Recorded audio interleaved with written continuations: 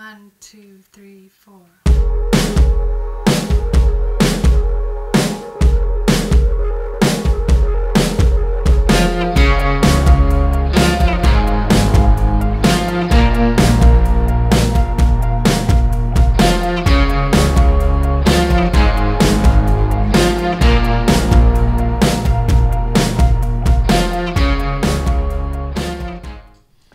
Hello and welcome to the end of week 5 of the 2019 General Legislative Session for Jake's Views and Review. I'm Senator Jake Anderegg. We had a lot happen this week, including the rollout of the new tax plan, but let's take you through everything. A couple bills I'd like to talk to you about. First off was Senate Joint Resolution 9, which was the Convention of States resolution. For the first time ever, I decided to vote for this. It really came from some meetings I had had over the summer and some alarming trends that I saw when I was back in Washington, D.C. And I just feel like if we don't act now, we may be too late to act in even just a couple years from now. Hopefully I'm wrong on that, but that was my general feeling, and I think we've got to do something. So whether you liked it or not, I apologize. It was something I felt like we needed to do. So, in addition to that, we passed off the second reading calendar, House Bill 118, which is the RISE test, the SAGE testing, which will basically tie it to the grading for that current year. I voted against that bill. I have some issues, not with competency testing and not with testing being included in the total grading. I don't have a problem with that at all. I do have a problem with the adaptive tests as being the vehicle by which we're using these. So I don't think this bill was a good solution. It definitely was trying to address a real problem, though, and I must acknowledge that. The real problem is the current system we have set up is not working as far as functionality within the classroom. So I voted against the bill because I don't like the adaptive test component of it. Anyhow, that's where that is. My bill, Senate Bill 138, which is my Utah Apprenticeship Act bill, which is for professional apprenticeships, passed out of the Senate, and it will be heard in the House actually Monday morning. So this morning actually. So keep your eyes on that one. That will do a lot of things as far as workforce development in the state. Pretty excited about it.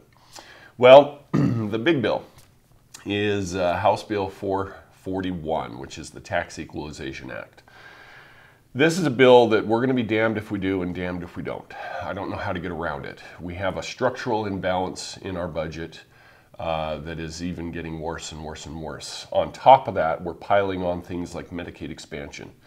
I do not know how we keep up with the expenses that we have in the state if we do not fix our balance, our structural imbalance. So the problem is there's enough bad stuff in this bill that it's really hard to I shouldn't say bad stuff. It's new taxes on new things that we've never taxed before.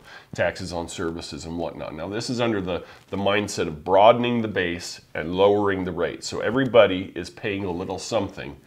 But it still is a new tax on things that we've never paid taxes on before. So that's a bit of a problem, right? It's going to be a tough one for, I think, many legislators to swallow, but it is something that, like I said, we're going to be damned if we do and we're going to be damned if we don't. So I'm still reviewing the bill. I'm about 2/3 through it. It's a big bill, over 200 pages. We're still working on it.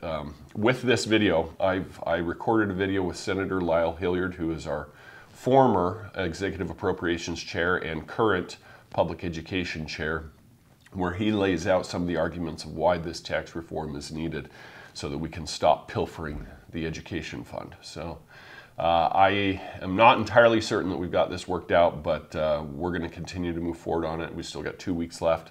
So pay attention, stay tuned. We're going to do our best to try to not hurt very many people.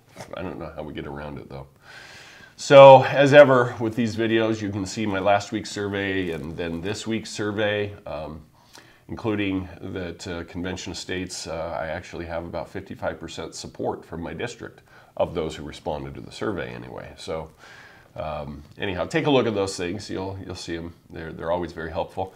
As always, if you'd like to engage with me, you can give me a call at 801-901-3580, or you can shoot me an email at jandereg@le.utah.gov. Always connect with me on social media, Facebook, Twitter, Instagram, whatnot.